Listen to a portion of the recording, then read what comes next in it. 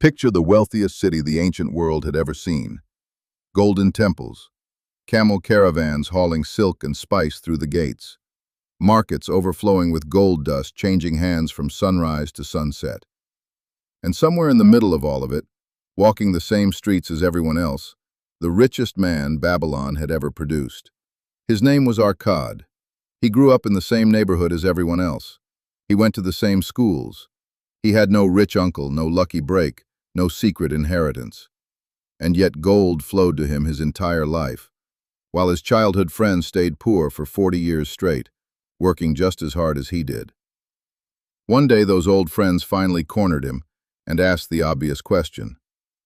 Why does the goddess of fortune shower gold on you and walk right past the rest of us?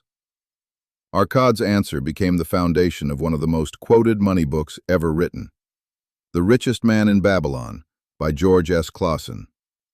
It was published in 1926, and people are still reading it today for one simple reason. It works exactly the same now as it did 3,000 years ago. His point was simple, and it should unsettle you a little. It's not luck. It's not talent. It's not even how much you earn. Some of the poorest men in Babylon earned good wages their entire lives and died with nothing. Some of the richest started with a handful of coppers and a clay tablet. The difference was never the income. It was a small handful of laws, so simple a child could follow them, that almost nobody actually follows. Today we're breaking down 5 of them, the exact laws Arkad used to go from a poor scribe's apprentice to the richest man in Babylon, and the story of one student who proved they work even from rock bottom, in chains, with nothing left at all. Number 5 to number 1. Let's begin. Number 5. Start thy purse to fattening. Arkad wasn't born wealthy. He started as a scribe, carving words into clay tablets for a few coppers a day, watching every one of them disappear the moment he earned it. One afternoon, his childhood friend Algamish, a moneylender, walked past his shop and asked him a simple question. Of everything you earned last year, how much did you actually keep? Arkad admitted the truth. None of it. Algamish told him something that quietly changed history. A part of all you earn is yours to keep, not what's left over after you spend. A part you set aside first, before a single coin touches anything else. He offered to teach Arkad everything he knew, on one condition. Arkad had to actually do it, not just admire the idea. Arkad started small. 1 coin saved out of every 10 he earned. He almost didn't notice it was gone. But he never touched it, no matter how badly he wanted new sandals or a better tunic. And slowly, that untouched pile became the seed of everything he would eventually build. This is the rule almost everyone gets backwards. You spend first and save whatever's left, so there's never anything left. Arkad flipped the order. Save first, spend what remains. The purse fattens whether you notice it happening or not. Number 4. Control thy expenditures. Here's the part people don't expect. Saving 10% didn't feel possible to Arkad at first either. He genuinely believed his expenses already ate his entire income. Every man believes that, right up until he actually checks. So Algamish gave him a second rule. What you call your necessary expenses will always grow to swallow your entire income, unless you stop confusing them with your desires. Arkad sat down and wrote out exactly where every coin actually went, week by week.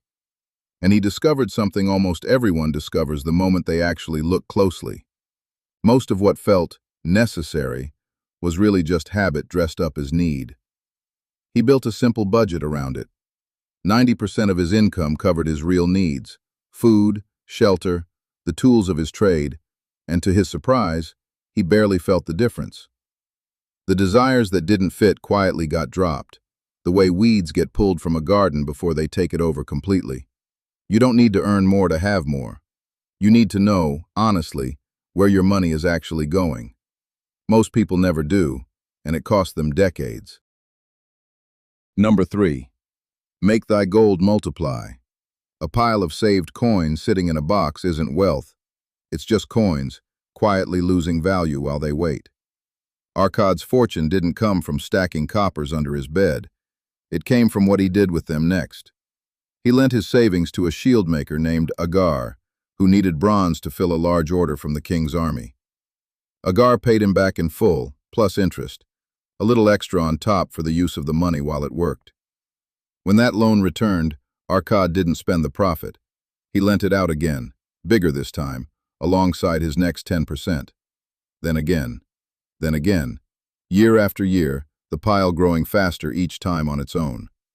Arkad described gold the way a farmer describes a herd. A wise man doesn't just protect his flock, he lets it breed. Every coin you save is a worker you send out into the world to labor on your behalf. And if you treat it well, it multiplies. And its children multiply too, on, without you lifting a finger. That's compound interest, described 3,000 years before economists ever gave it a name. It's the same force that turns a modest monthly investment into a retirement today. Money that sits still stays exactly the size it started. Money you put to work becomes something else entirely. Number 2. Guard thy treasures from loss. Here's where most people who do manage to save eventually lose it all. Clason tells the story of a hard-working bricklayer who saved diligently for years, then handed his entire fortune to a smooth-talking merchant selling rare jewels, smuggled in from Tyre, promising to double his money within months. The jewels turned out to be colored glass. The merchant vanished from the city overnight, never to be seen again. Years of discipline, gone in a single afternoon, because one decision skipped the most important step. Arkad's rule, learned from watching this happen again and again to people he cared about: never let the promise of a big return blind you to the risk hiding underneath it. Before you risk your gold in anything, ask people who actually deal in that exact business for a living. Not a friend, not a stranger with a good story, someone who genuinely understands the risk, whether your money is actually safe there. The urge to chase a fast, exciting return is the exact urge that has separated poor men from their savings since the beginning of recorded history, and it hasn't changed at all. Swap rare jewels from Tyre for a coin on your phone screen, promising to 10x by Friday, and you're looking at the same trap in different clothes. Protecting what you've already built matters more than any promised windfall someone else is offering you. And number 1, the story Clason himself considered the heart of the whole book. A camel trader named Dabasir once had everything Arkad had: a business, a home, a wife. He lost all of it, piling up debts he couldn't repay, and then running from the city instead of facing his creditors, ashamed to show his face. He was captured, sold into slavery, and spent years hauling water and tending camels for a Syrian merchant, believing his old life was gone for good. Then, one night, chained in the dark, he remembered something an old friend once told him about a scribe named Arkad and his laws. Half-starved and half-hoping, he wrote himself a plan on a scrap of leather, the same plan you've just heard in pieces. Live on 70% of what you earn. Use 20% to finally pay back every debt you owe, a little at a time, without hiding from it any longer. And keep 10%, completely untouched, for yourself. He expected it to take years. He stuck with it anyway, because for the first time since his ruin, he had a plan instead of shame. And slowly, almost impossibly, it worked. He earned his freedom back. His creditors got paid, one by one. His name was trusted in Babylon again. The same laws that built Arkad's fortune from nothing rebuilt Dabasir's entire life from a debt he thought would follow him to his grave. That's the part almost nobody tells you about these laws. They don't care where you're starting from. They work exactly the same whether you're a scribe with empty pockets or a man in chains on a stranger's camel farm. What matters is whether you actually follow them, starting today, instead of waiting for a year that feels easier. So picture that wealthy city again. Golden temples, camel caravans, overflowing markets, and somewhere inside it, a man no smarter and no luckier than anyone around him, quietly becoming the richest man Babylon had ever seen. Arkad never found a secret. He found 5 laws, wrote them down, and followed them long after they stopped feeling exciting or new. The gold didn't choose him. He built the purse first, and the gold simply had somewhere to go. None of these 5 laws require you to earn more money starting tomorrow. They just require you to treat the money you already have differently than you did yesterday. One coin at a time, the way a scribe with empty pockets once did in a city that no longer exists. Your purse is exactly where his was, 3,000 years ago. The only question left is whether you start fattening it today, or whether you're still waiting for the year that feels easier.